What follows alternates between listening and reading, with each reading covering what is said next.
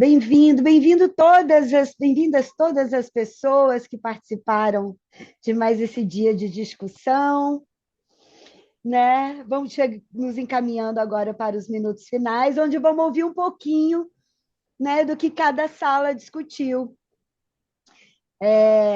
Eu vou começar convidando Rafael Bicudo, do eixo de pesquisa, para apresentar como foi a noite de trabalho no eixo de pesquisa. Rafael? Obrigado, Ale. Boa noite. Boa noite, pessoal. Eu sou o Rafa Bicudo. Eu acho que tem alguém com áudio aberto. Mas, enfim, eu sou Rafa Bicudo, eu sou um homem branco, com um rosto no formato oval, sou careca, uso um bigode castanho, óculos com armação redonda transparente.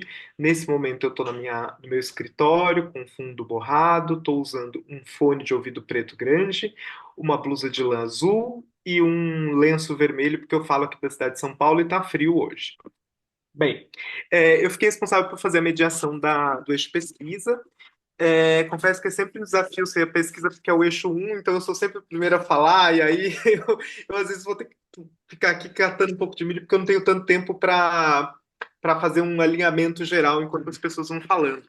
Mas a gente teve muitas falas que convergiram, na verdade. Acho que foi um momento de encontro, de pensamento ali, de troca muito, muito potente, assim, que muitos contextos, impressões, sensações, experiências, elas convergiram.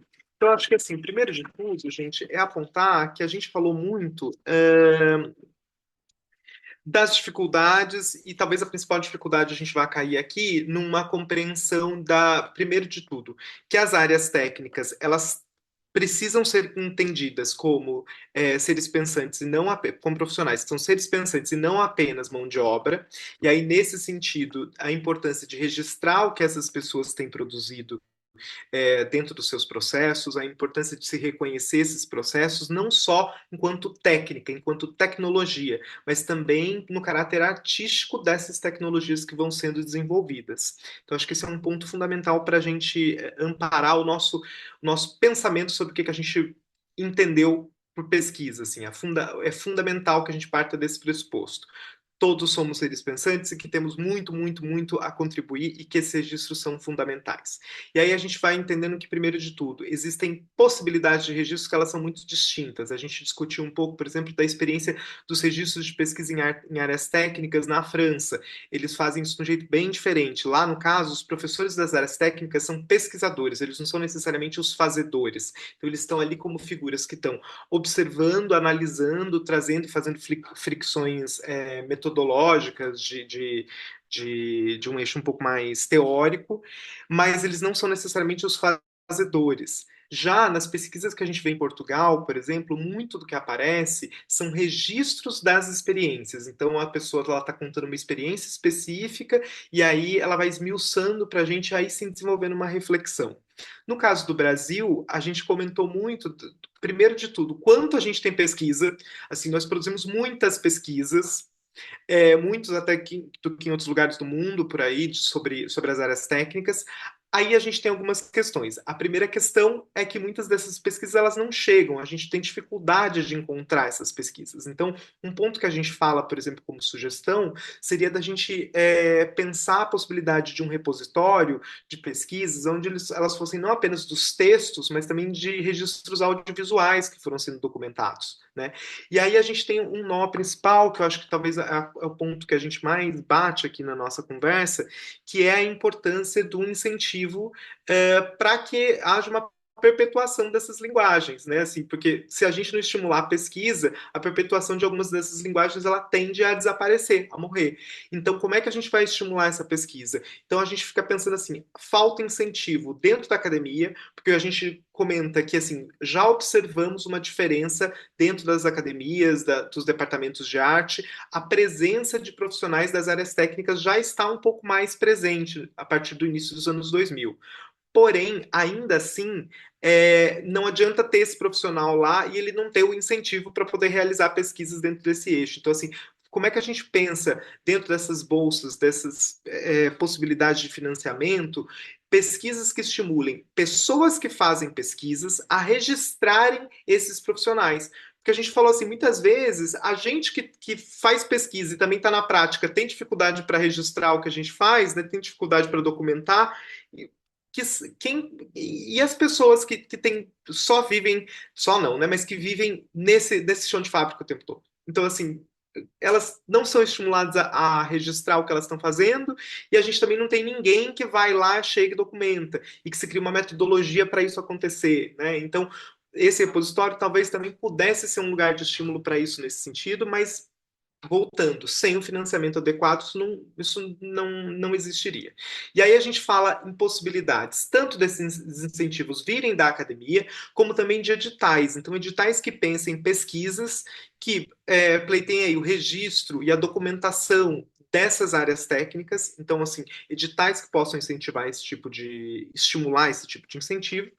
E por último, a gente também fala dentro dessa perspectiva dos espaços também, das nossas experiências profissionais estimularem, né, dentro desse gama de informalidade que a pesquisa também tá envolvida, desses nossos encontros e de troca de saberes. Então, uma das coisas que a gente aponta, por exemplo, é a gente tem vivido algumas experiências de festivais, por exemplo. Então, a gente vai para um festival de teatro. Chega lá maravilhoso, muitos grupos e tal, mas a gente não tem a possibilidade de a gente se encontrar, da gente ter movimentos ali atualmente em que as pessoas fiquem realmente o festival todo e possam trocar e possam viver movimentos de transmissão de saberes de uma experiência e de outra e tudo mais. Não. Agora as produções estão muito mais focadas em você chega, você apresenta e você vai embora. Você não é estimulado a ficar e a trocar. Então, como é que a gente faz isso nesses nossos. Como é que a gente estimula encontros nas nossas possibilidades aí de conexão? Então, um exemplo são esses festivais. Eu acho que eu falei, num geral, gente, sobre quase tudo, assim. É, eu tô só batendo aqui um olho, gente, para ver se eu esqueci de alguma coisa. Peço para o pessoal que estava na sala comigo se quiser completar, mas a princípio eu acho que eu toquei em todas as questões. Então é isso, a importância de se conectar pesquisa acadêmica e vida prática. E aí eu queria terminar só com uma coisa que eu acho que é interessante aqui, que a Mariana Brandão traz uma pergunta que é: o que é um conhecimento de interesse na nossa área? E eu acho que essa pergunta eu queria estimular e meio que jogar ela para todos nós aqui, sabe? Enquanto estamos ali fazendo. O que é um conhecimento de interesse dentro da nossa área? O que a gente precisa registrar, transmitir e não deixar que morra? Eu acho que a pesquisa ela acaba sendo a raiz de muitas coisas, inclusive para que a gente garanta algumas seguridades físicas, mesmo nosso fazer lá, mas também as seguridades sociais todas. Por isso a gente tem que também registrar as nossas profissões, entender quais são as nossas ocupações, e aí por isso esse movimento também é importante. Então esse lance também da nossa pesquisa sobre as ocupações, ele também toca nisso. Acho que é uma frase que está lá desde o começo, a raiz de tudo está na pesquisa. Se a gente não consegue fazê-la, né, e fazer chegar nas pessoas, não tiver incentivo para fazer chegar, vai ficar mais difícil da gente seguir dessa forma. Então é isso, acho que é uma guerrilha diária a gente pensar pesquisa, mas também estimular que a gente pesquise. E todo mundo aqui se entender como pesquisador, mas até que ponto eu quero registrar ou não, e aí tá aberto para ser registrado um pouco do nosso processo também, tá bom? E partilhado. Rafa, Rafa, dois Claro, pode pontos, de falar. repente a gente colocou lá, que de repente. Uma é que seria esse reconhecimento dessa pesquisa informal que acontece dentro das nossas áreas. Uhum, Isso ser reconhecido, essa informalidade, essa pesquisa informal que é exercido, né? E um outro que é a falta de pesquisas dentro da nossa área, ela é um atestado de morte de algumas linguagens, uhum. né? Porque as pessoas se vão, não se tem nada registrado, não tem nada documentado, e aquele saber, e aquela prática, e às vezes até aquela linguagem morre junto. Não existe Foi. história sem documento. Ó, Exatamente. isso é, não, É isso é controverso. contraditório. Porque você tira a história oral diante Não, disso, mas é né? exato. Não, ela tem que existir, exato, como documento também. Oral também é Hum, documento. Documento vivo. É um Documento documento vivo. vivo. É um documento vivo. isso aqui é uma próxima, então. Documentação. não PDF. Exato. Tô Obrigado, Ale. brincando. Obrigado, gente. Boa noite. Mas alguém, além do Marcelo, gostaria de complementar é, a discussão do eixo sobre pesquisa? Alguém que estava nesse grupo? Não? Então, tudo bem. Passamos para o próximo grupo. Gostaria de convidar Heloísa Lira Bulcão para fazer o relato do grupo de formação, querida. Bom, vamos lá, gente. Eu sou uma mulher branca de 63 anos de idade, os cabelos iluminados pela vida, meio longos, meio cacheados, um sorriso exageradamente grande. Sou, bom, estava ali mediando a sala de formação. Então, as coisas, tinha gente de vários estados, tinha da região norte, da região nordeste, da região sul, da região sudeste e da região centro-oeste, de todas as regiões. Há coisas recorrentes das outras salas, como o aprendizado, a formação acontece na prática, estava dentro da fala de todas as pessoas que falaram, que muitos, depois de seguir, já está trabalhando ativo naquele ofício, aí que vão buscar alguma formação, mas a formação nem sempre é específica, né? As questões todas de segurança, as formações são voltadas para a indústria e para a construção, e não voltadas para as artes. Então, outra questão, a pessoa que faz cenografia, mas que não teve a formação, então os cenotécnicos diziam, isso é impossível, isso não é possível fazer, foi buscar uma formação, por não ter a formação acadêmica na cenografia, foi buscar a formação da cenotécnica, do acabamento, eh, é comum dizer profissionais muito gabaritados, muita especialização, muito experientes, que não têm o papel, não têm o diploma dos seus ofícios. E que muitas vezes quem tem o diploma acaba ganhando uma vaga, que quem não tem, e mesmo tendo mais experiência, não ganha essa vaga, muitas vezes. A questão de cursos, que mesmo com valor baixo, as pessoas não costumam ter dinheiro para pagar os cursos, enfim. Muitos problemas que já apareceram em outras reuniões que surgiram aqui também. Soluções que surgiram, que o MEC deveria entender os técnicos como notório saber, para eles terem certificação, para eles terem um diploma daquele ofício, daquele saber, né? Terem uma comprovação de que tem essa capacidade. É, Outra questão nessa capacitação para a regulamentação, é, que os currículos possam ter uma unificação para que os diversos cursos formem o mesmo profissional. Claro que cada um tem as suas experiências de vida, sua história, mas que os conhecimentos mínimos sejam ensinados nos cursos para poder haver uma certificação realmente, para que as formações possam ser capacitantes do mesmo padrão, né? As mesmas matérias, disciplinas, ementas em comum, enfim, para que não seja injusto para quem vai se capacitar, nem com o mercado, nem com as próprias instituições. Uma questão de solução que surgiu também, que é a exemplo da UFMG, que tem um programa de doutorado que traz, com a comprovação da experiência prévia, confere à pessoa um diploma de doutorado para aquele ofício. Outra coisa que surgiu de ajuda das universidades são os cursos de extensão, que os cursos de extensão são a universidade tem pesquisa, ensino e extensão. Extensão é o que aproxima a universidade da comunidade. Então, as demandas de formação e podem ser oferecidas pelos cursos de extensão, né, também das universidades. É um caminho, é uma solução. E outra coisa que a universidade pode ajudar é adequar essas normas regulamentadoras para as realidades específicas, enfim. A extensão universitária é um caminho para isso. Bom, cursos que vivem da inscrição dos alunos, da verba da inscrição do curso, que tem dificuldade porque muitas pessoas não podem fazer o curso, então procura linkar com projetos para que esses cursos tenham bolsas e coisa para dar mais acessibilidade. Currículo base eu já falei, já em outra coisa já falei. Basicamente isso, gente. Eu queria saber se alguém. Beijo, Nádia. Tchau, tchau. Obrigada pela sua participação. Alguém que participou da sala, quer lembrar de algum outro ponto importante? Eu penso que você resumiu legal. Nós tivemos aula, né, da professora Nádia, o Daniel, você, quem falou, é isso aí, você fez o nosso resumo legal.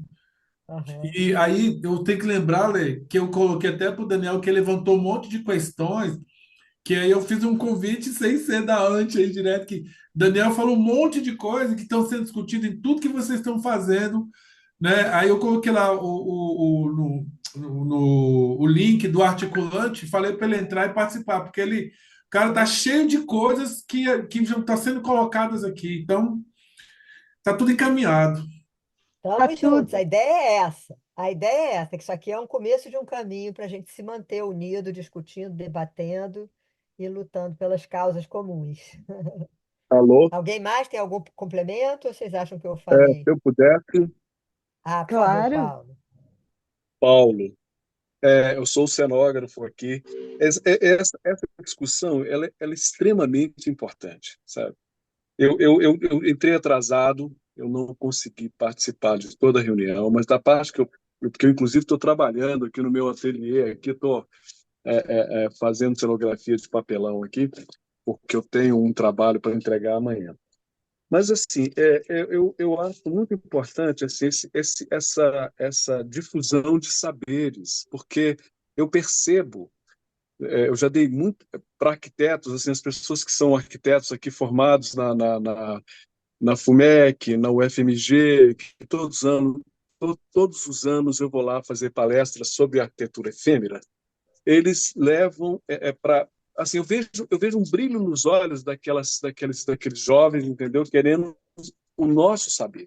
Então, a gente conseguir, dentro de um movimento como esse que vocês estão fazendo, a gente conseguir sistematizar de alguma maneira esses saberes que vêm de uma vida. Eu tenho 36 anos de cenografia, ninguém me ensinou nada, eu tive que aprender praticamente tudo sozinho, com ensaio e erro. Hoje, eu brinco com os meus alunos e falo assim, eu escreveria um livro de 200 páginas do que fazer em cenografia e dois de 400 do que não fazer.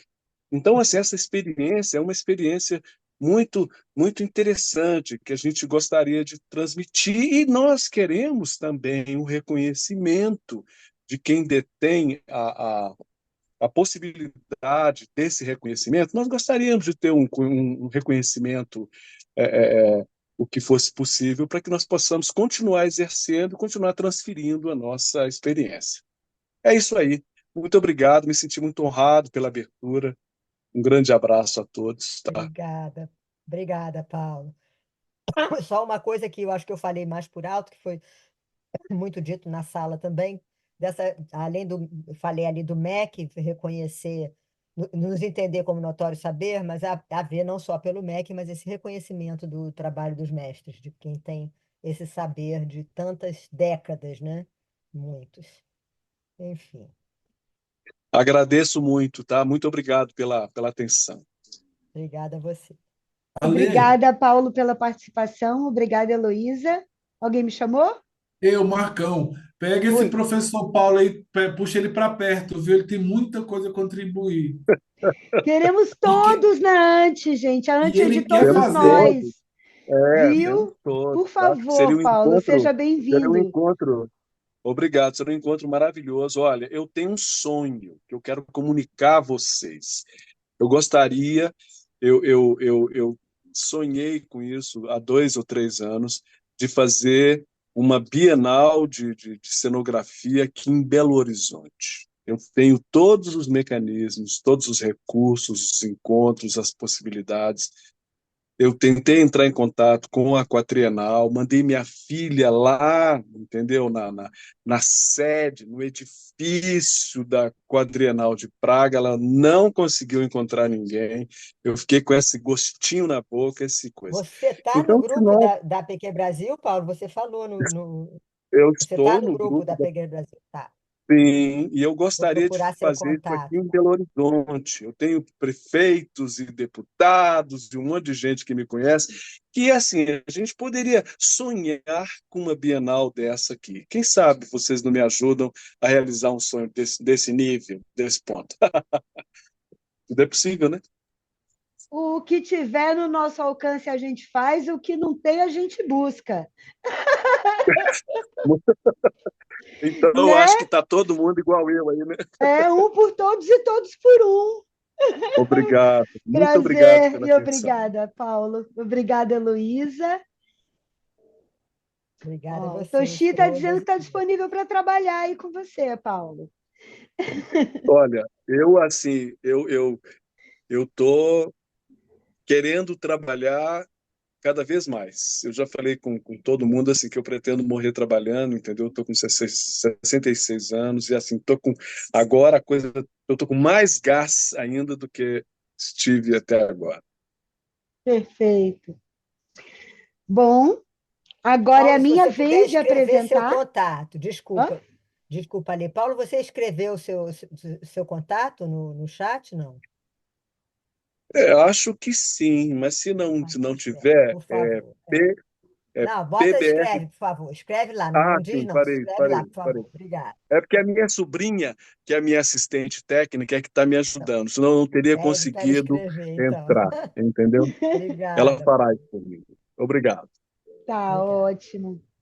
Bom, gente, então eu vou dar continuidade apresentando eu mesma, o GT número 3, o eixo número 3, perdão, de relações, que fala sobre relações e condições de trabalho. Deixa eu abrir minha cola.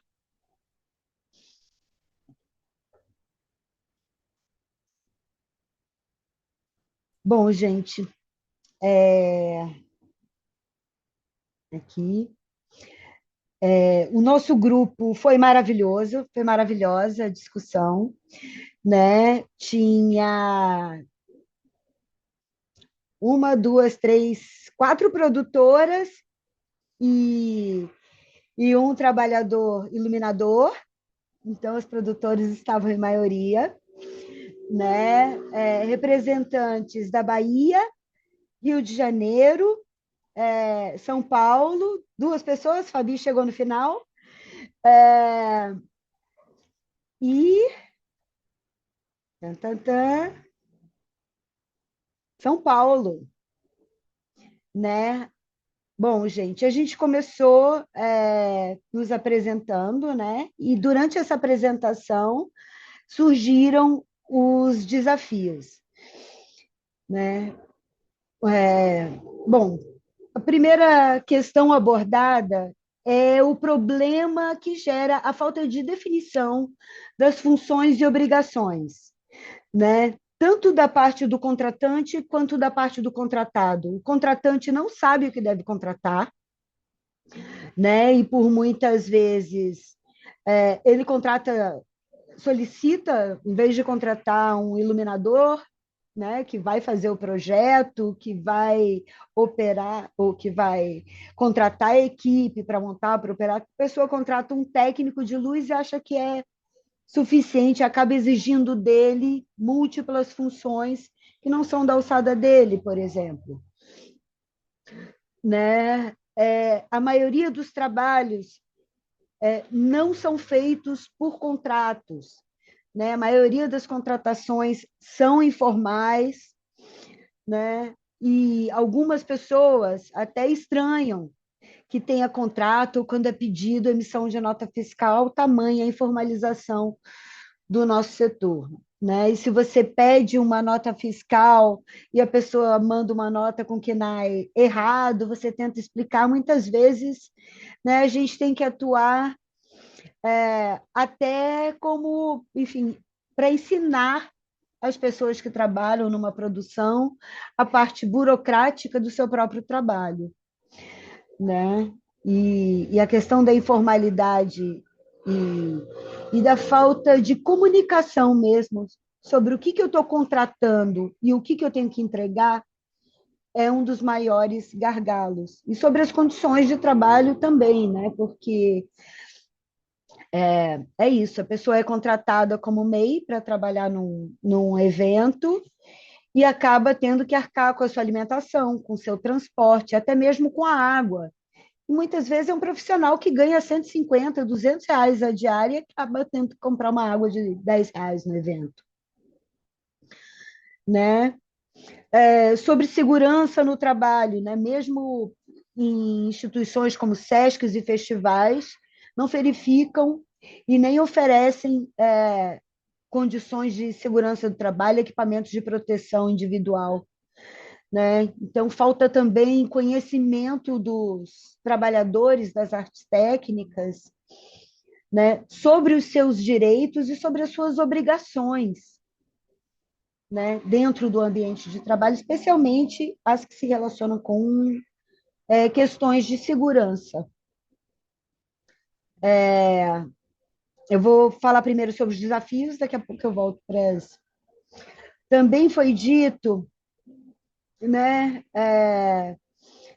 que existem poucas oportunidades de trabalho, né, especialmente no interior do Brasil, né, a diferença da quantidade de trabalhos que existe na capital e no interior, né, e que falta conselho de cultura, falta secretaria de cultura, às vezes, no município, não tem política, não chegam os editais, não existe apoio das prefeituras, né? Nem para o fazer artístico, quanto mais para a fiscalização desse fazer. Né? Que mais?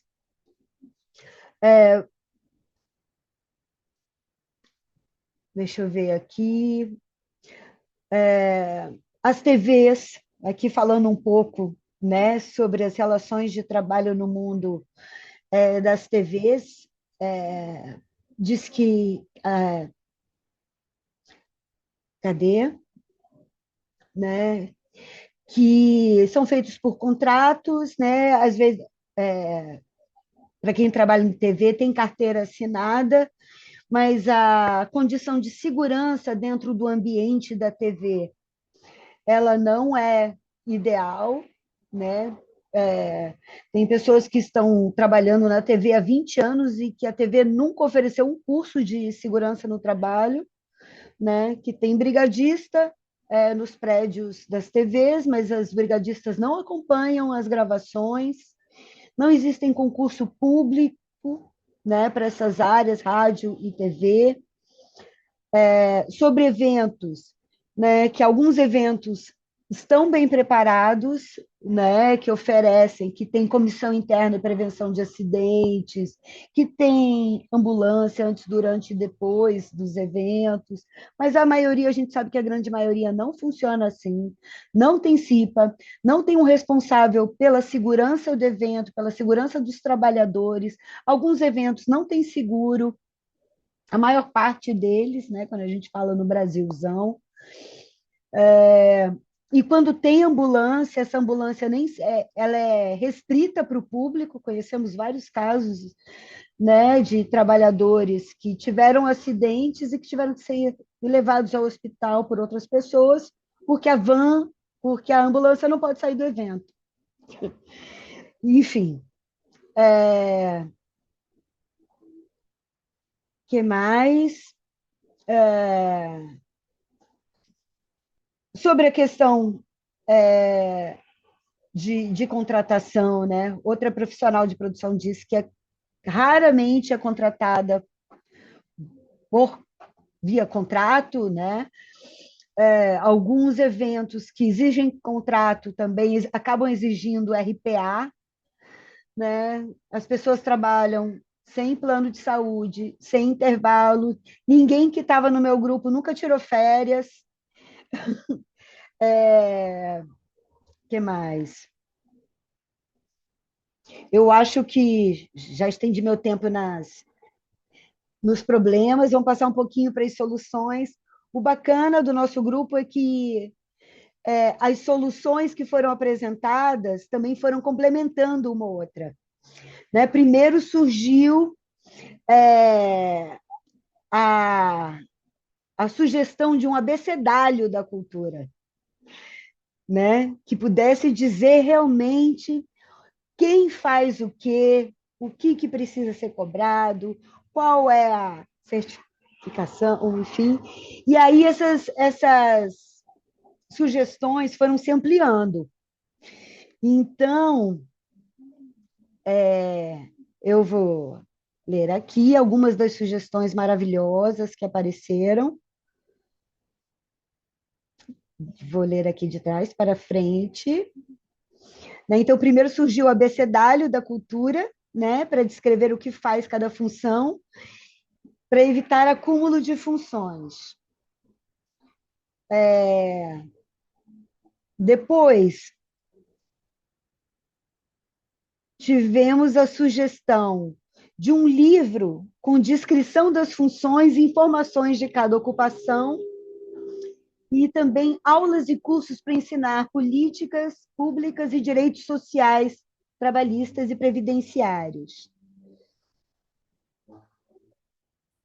Aí, essas ideias também avançaram para um glossário que tem as descrições das funções, contendo qual é a CBO, se tem DRT, no caso de empresas, CNAE e CTN. Né?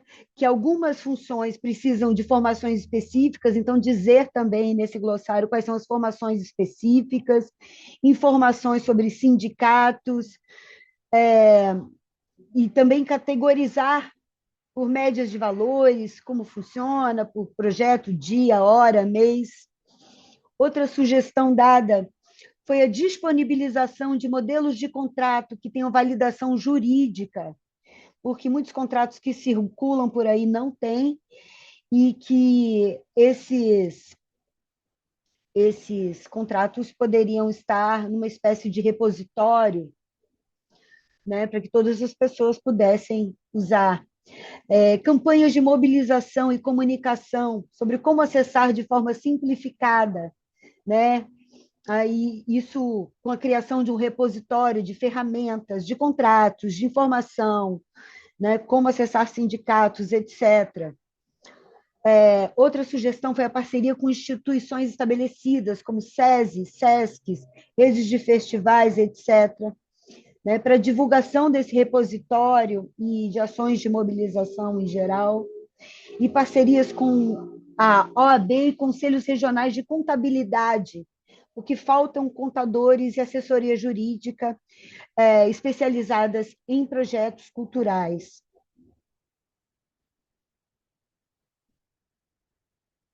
Deixa eu ver aqui se eu esqueci alguma coisa. Ah, sim.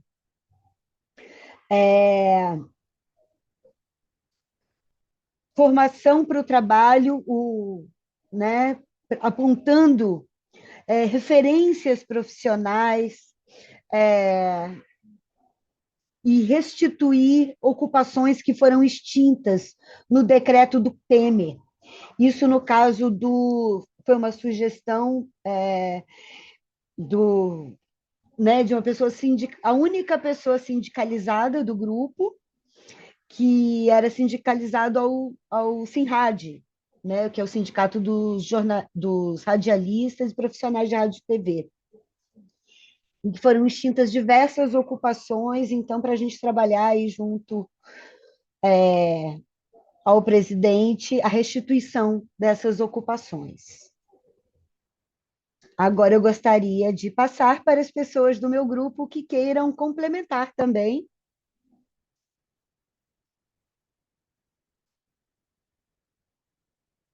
Eu sei que eu já estourei meu tempo, mas, perdão, que não tinha...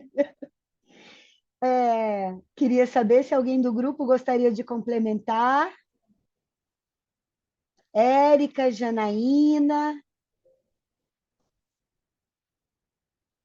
cadê a Manuela? Se sentiu contemplada?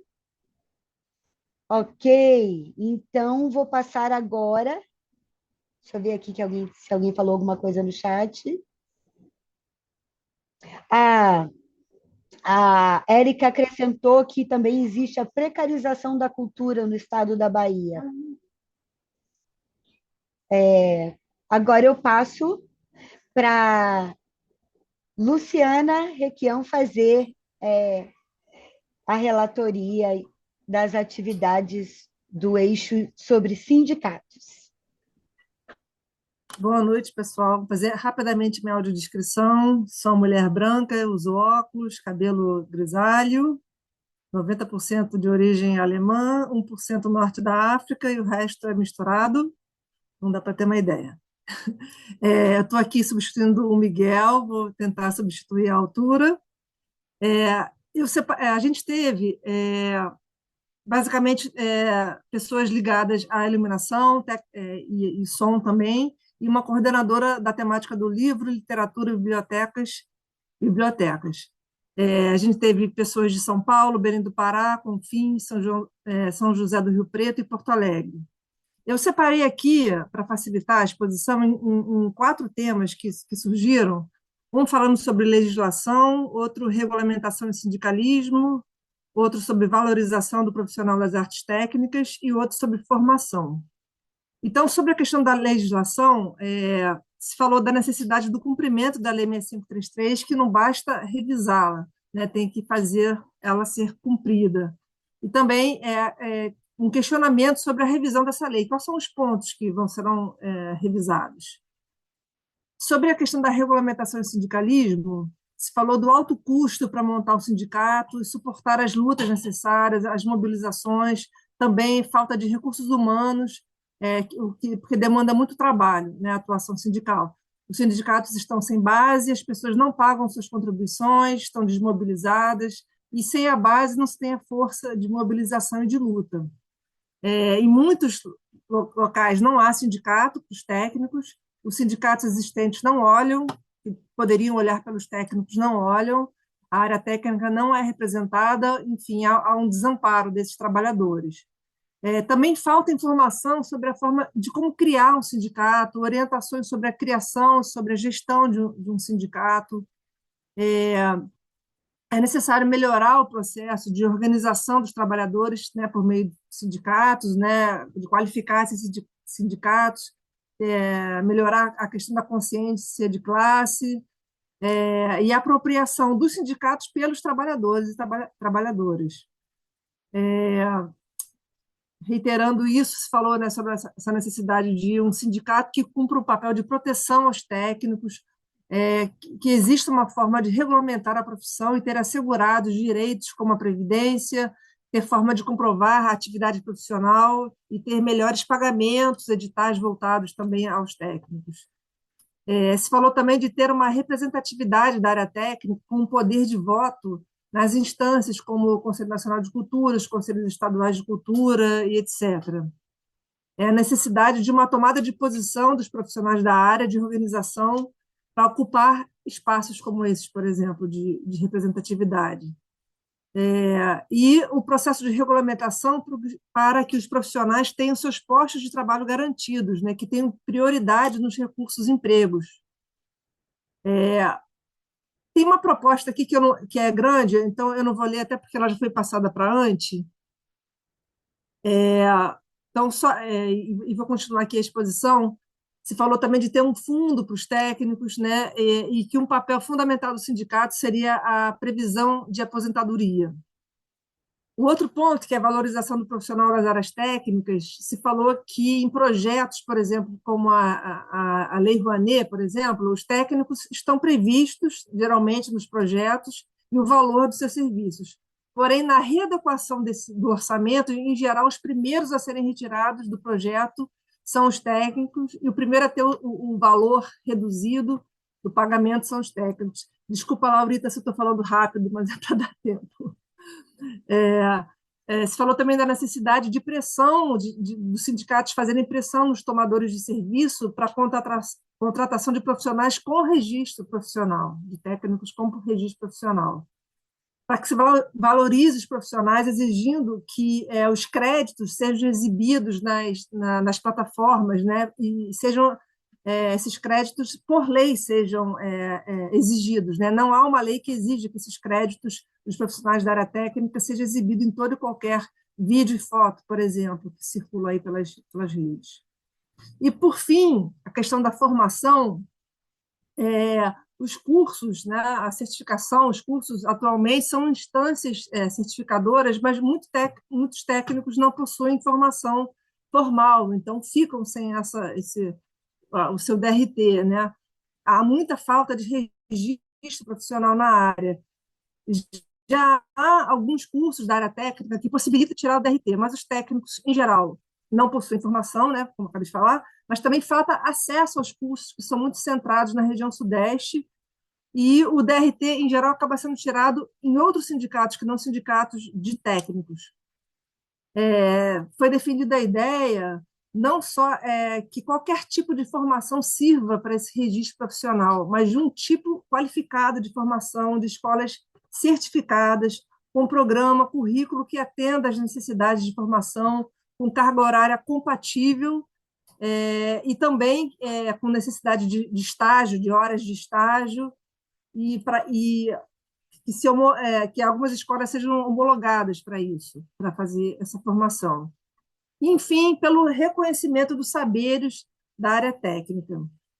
Eu tenho mais um tempinho para falar da proposta, uma proposta específica? Tenho, né? 2 minutinhos? Tem.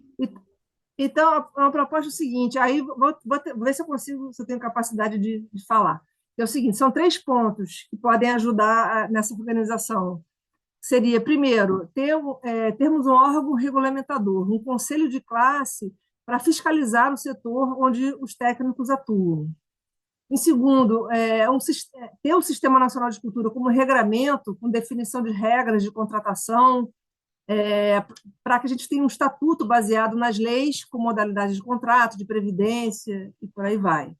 E também uma plataforma que centralize esses contratos de trabalho, com o valor sendo arrecadado em cada contrato de trabalho para um Fundo Nacional de Cultura, como acontece no Sistema S, com informações que através dessa plataforma, compute diretamente na previdência de cada profissional, de cada trabalhador, que fique o registro do tempo de serviço dessa plataforma registrado, né, os valores recebidos, e que o fundo possa atender a necessidades desses trabalhadores em situações de vulnerabilidade ou qualquer coisa desse tipo. Gente, acho que é isso. Desculpa se eu falei muito rápido, espero que tenha dado para entender, mas está tudo escrito aqui. É isso. Alguém quer falar alguma coisa? Diga. Foi perfeito, Luciana. Ainda sobraram uns minutinhos aqui. Se alguém quiser complementar, eu estou vendo que o Renato Ravengar, bem-vindo, Renato, está com a mão levantada. Boa noite de novo. Então, só complementar rapidinho essa fala dela, eu acho que é muito importante também a gente criar uma maneira de, não sei se tem como chegar nesse ponto sem a OCB, né? A OCB. Enfim, mas a gente tem que especificar o que cada profissional faz e fazer essa informação chegar nele, né? Porque aí a gente tira o poder de quem está em cima acomodando a informação toda e faz ali de um funcionário que é muito bom, o orelha desde sempre, né? Então, tipo assim, eu vejo muito isso, até para se barganhar nos preços, né? A gente contrata uma pessoa para fazer os valores mais altos, assim, dentro daqueles serviços, mas às vezes a pessoa não é nem qualificada para aquilo. E ela vai ser sempre contratada porque quem está contratando não está interessado em qualidade nem entrega, está interessado em preço, né? Então, é o que foi dito agora. Você sabe o que tem que se fazer e quem contrata não se sabe o que está contratando. Eu acho que isso aí é bem importante dentro dessa questão aí que ela acabou de falar. É isso. Perfeito, Renato. Que bom ver você aqui de volta. Representando aí os roads, os diretores de palco desse mundão. Vlad, gostaria de complementar? Sim. Só para entender essa relação do sindicato, a ideia não é criar um sindicato dos técnicos, e sim regulamentar, regularizar e esse foco de atenção para os bastidores, que o sindicato tem essa atenção. Esse é um grande ponto, que a gente sabe o poder, o potencial e a qualidade que é o sindicato. A gente precisa mudar as peças. Como nosso colega lá disse no nosso grupo, que a ideia realmente é trocar as cadeiras, né, dentro de cada período, mas que a gente possa não desprezar o que a gente já tem, e sim melhorar. Esse é o objetivo nosso, para que isso tudo se transforme nesse lugar de aposentadoria, com todo esse cuidado que a gente passou tanto tempo. Porque nós aqui, nos bastidores, somos os primeiros a chegar, desde o produtor, né? O técnico chega do carregamento até a desmontagem, quer dizer, que você começa às 7 horas da manhã, sai 3, 4, 5 horas da manhã, fechando o evento. Então, é esse cuidado que eu acho que o sindicato se perdeu, ou se nunca teve, né? Eu estou com 34 anos de profissão, eu nunca percebi isso, e a gente sempre sofreu, e agora tendo o direito de poder falar e de se organizar, e até atentar isso para esse trabalho nosso sindicato. Perfeito, Vlad. Mais alguém? Mais alguém gostaria de contribuir com a questão dos sindicatos?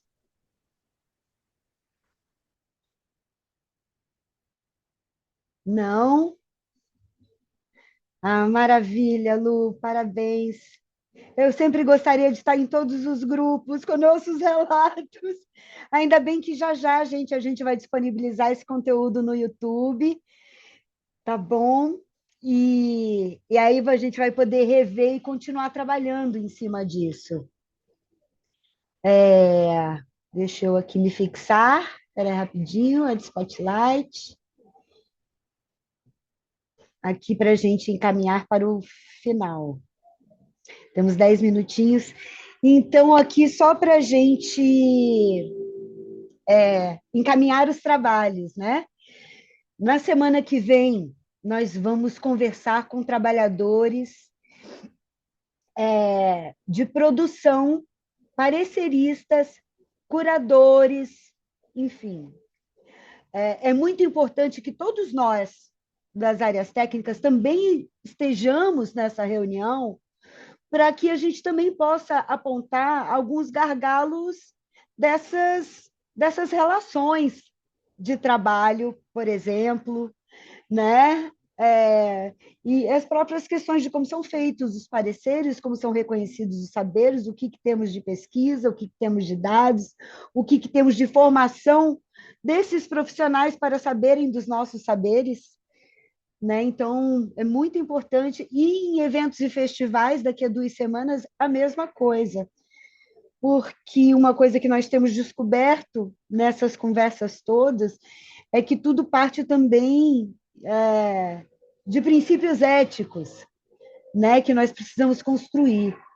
Né? Como a Luciana disse, da mobilização de base, né? Da construção dessa nova classe, porque antes era cada um para o seu lado, no máximo discutia setor, mas ninguém se olhava como trabalhador.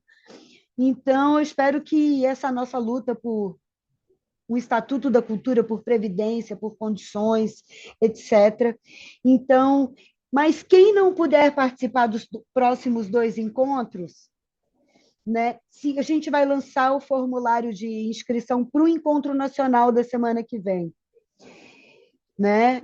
E quem vai poder participar são as pessoas que participaram dessas reuniões, porque nós vamos alinhar essas propostas que foram levantadas em todos os encontros, transformar em propostas macros e vamos eleger representantes entre nós para levar essas propostas para serem ouvidas pelos ministérios.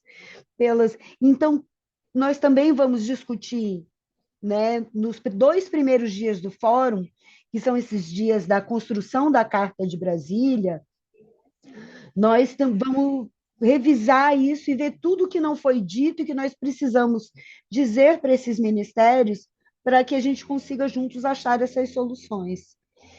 E, né, estamos muito felizes desse movimento estar aumentando. Entrem para as redes da ANTE, a gente, às vezes, chama outras reuniões para discutir assuntos específicos, né? E esse é um passo de um processo, gente, que não começou hoje, não começou com a ANTE e não vai terminar agora, né? São passos de formiguinha, mas eu tenho certeza que nós vamos ter grandes conquistas nesses últimos anos para a nossa categoria. Né? A gente está trocando a roda do carro com o carro andando, viemos num período de desconstrução. Queria agradecer mais uma vez aqui o apoio do MINC, né, a essa escuta. O fato do MINC estar aqui ouvindo a gente também é muito importante, e que a gente consiga essas conquistas. Tenho muita fé em nós. Eu acho que é isso. Mais uma vez, agradecer essa equipe maravilhosa, né, da pesquisa, Heloísa, Miguel, Luciana, que é do Ministério da Cultura, mas também está na equipe de pesquisa,